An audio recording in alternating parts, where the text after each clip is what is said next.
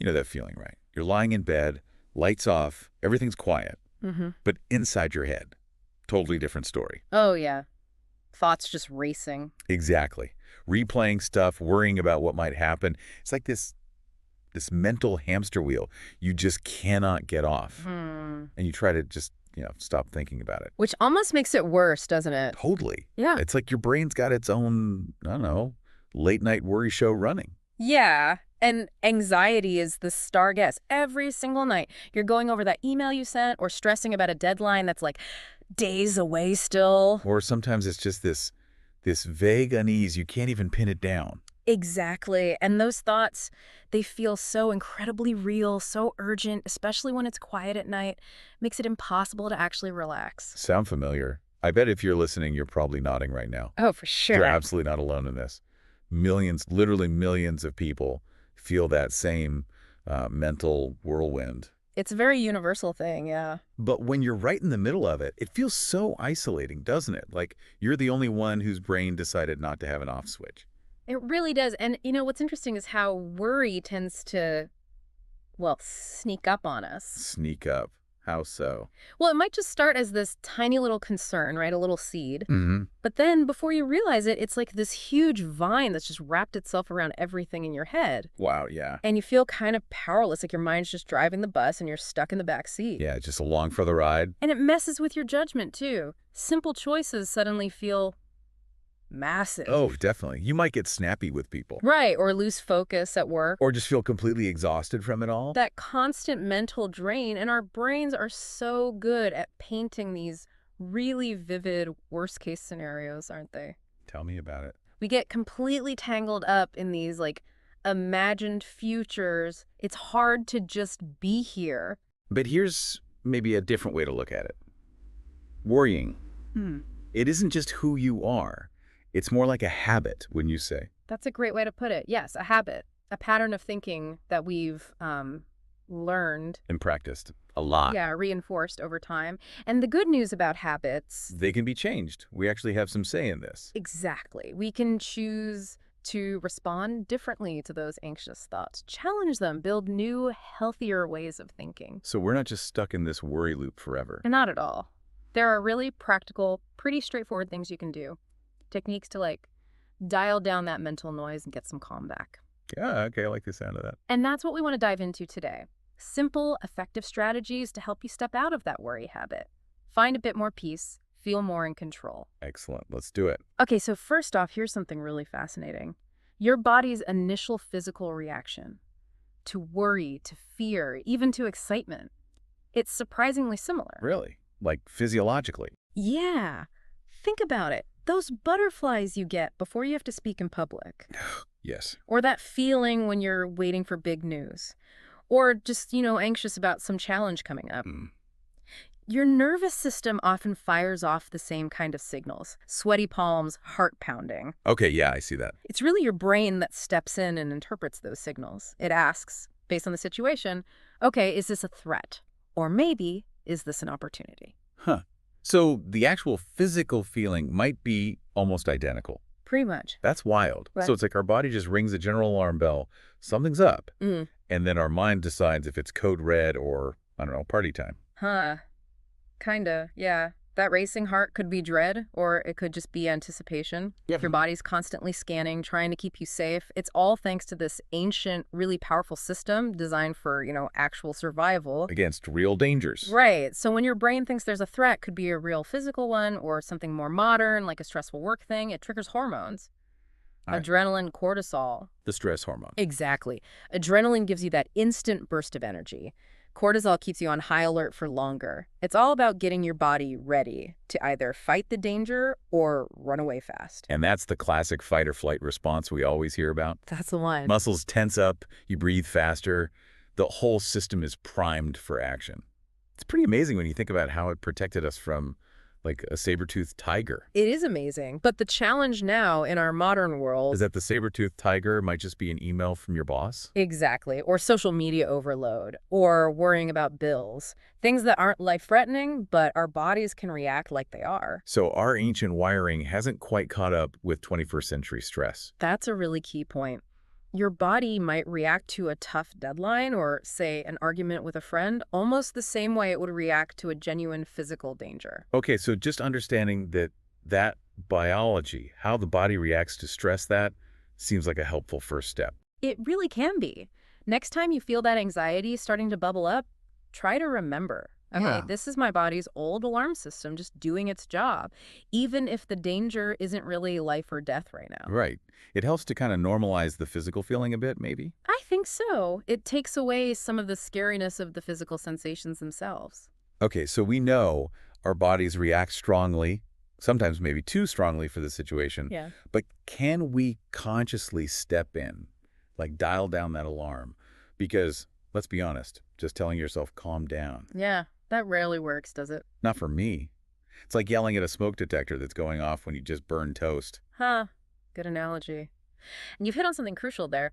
When worry really grabs hold, the logical part of your brain, the prefrontal cortex, can kind of go offline. Right? You just get stuck in that emotional worry loop. Exactly. And that's where this technique, the 5-second rule, can be surprisingly helpful. The 5-second rule. Okay, I've heard of this. Tell me more. It's super simple, which is why it's so accessible. The moment you feel that worry or anxiety or maybe even fear starting to creep in, you count down out loud if you can.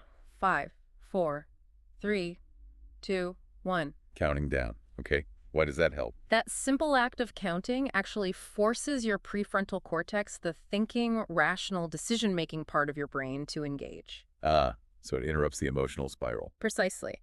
And then, right after you hit 1, you immediately pivot. You shift your focus deliberately onto something else. Something specific. Yeah, something positive or helpful. Could be a happy memory, maybe an affirmation like, I can handle this, or even just one small, concrete action step you can take related to the worry. Okay, so the countdown is like hitting pause on the worry track Right, creating a little gap. and then immediately putting on a different track, something more constructive. You got it. That brief pause, that deliberate shift, that's the core of it. And the more you practice it, the more you actually strengthen those new neural pathways. So you're kind of retraining your brain's default response to worry triggers. Exactly. You're teaching in a new sequence. Feel worry, count, shift, focus. And what's also quite cool is how this connects back to what we said about worry and excitement feeling similar. Oh, yeah. How does the rule help there? Well, say you're feeling really nervous before a big presentation. Those jitters, right? Yep, know them well. You can use the rule 5, 4, 3, 2, 1. Then, instead of letting the fear take over, you tell yourself, maybe even out loud, I'm excited to share this, or this energy means I'm ready. So you're consciously relabeling the feeling. Exactly, reframing it. It might feel a bit weird at first, but by linking those physical sensations to excitement instead of fear, you can actually shift your whole mental state. That's clever. It's like hijacking that nervous energy and pointing it in a more useful direction. Productive energy instead of paralyzing fear. This 5-second rule seems really practical. Mhm. Can you walk us through a few more everyday examples? Like, how would it work for something common, like maybe a difficult conversation you're dreading? Oh, absolutely. That's a perfect example. You feel that knot in your stomach, right? Your mind starts playing out all the ways it could go wrong. Totally. Catastrophizing. Instead of getting swept up in that, you pause. 5, 4, 3, 2, 1. Then maybe you focus intently on your goal for the talk. Like, my goal is clear communication, or my goal is finding a solution. Okay. That little mental reset can help you go into it with more clarity, less emotional baggage. People often find they can be more assertive, more constructive that way. That makes a lot of sense. It just creates that tiny bit of space between the trigger, the dread, and your reaction. What about sudden panic? Like, I don't know, turbulence on a plane that hits fast. Great question. Yeah, that's when your alarm system can go haywire. But even then, the rule applies. 5, 4, 3, 2, 1. Okay. Then immediately shift. Maybe focus intensely on your breathing, slow inhale, slow exhale. Or remind yourself firmly, turbulence is normal. The pilots know what they're doing. I am safe. So you're anchoring yourself in the present, using your rational brain. Exactly. You're interrupting that primal panic response and bringing back a sense of control, even when things feel really shaky and uncertain. So it works for big, scary moments Yeah. and also for those smaller, everyday worries like procrastination, feeling swamped with tasks, that kind of thing. Definitely. Procrastination is a big one. You know you need to do something, but you just feel stuck, maybe overwhelmed. Story of my life sometimes. Use the rule 5, 4, 3, 2, 1. Then don't think, just do one tiny thing. Open the document, write one sentence, make that one phone call. Just break the inertia. Precisely. That little bit of forward motion is often all you need to get the ball rolling. The rule isn't about magically making the fear or worry disappear entirely. It's about giving yourself that chance to act despite the feeling, choosing your response instead of being swept away. Okay, that distinction is important. It's not about never feeling worry. It's about not letting it paralyze you. Couldn't have said it better myself. So let's do a quick recap then, the big idea. Body reacts similarly to worry, fear, excitement. It's our brain's interpretation that matters. Based on context. That fight or flight system, super useful for real danger, gets triggered a lot by modern life stresses. Yep, the non-saber-toothed tiger kind. And the 5-second rule is a tool to interrupt the worry cycle. Countdown. 5, 4, 3, 2, 1. That engages the rational brain, the prefrontal cortex. Creates a window. Then immediately pivot, shift focus to something positive, helpful, an anchor thought. And the science bit is that this physically interrupts the worry loop in your brain. Doing it consistently helps rewire those pathways. Right, building a new habit. And don't forget the reframing aspect, using that worry, excitement, similarity. Yes, turning jitters into readiness. We heard some great examples, using it before presentations, during turbulence, for difficult talks, procrastination. Seems super versatile. It really is. Simple, but powerful. Now, if people listening want to dig deeper into this, maybe find more techniques or inspiration, where should they look? Yeah, absolutely. For really great content on self-growth, mindfulness, building resilience, I definitely recommend checking out a YouTube channel called Awaken Your Potential. Awaken Your Potential. Okay, they put out a lot of empowering stuff, and actually they just released a video that's spot on for our discussion today. Yeah. It's called Stop Worrying About the Future. Do this instead.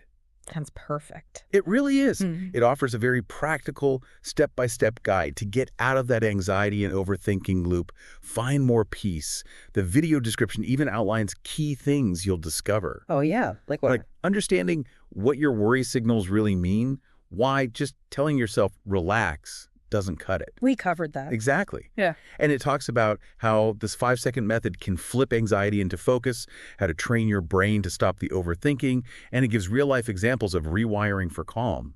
It's a fantastic next step from what we've talked about. Excellent. We'll make sure people can find that. So wrapping things up, let me ask you, listening right now, a very direct question.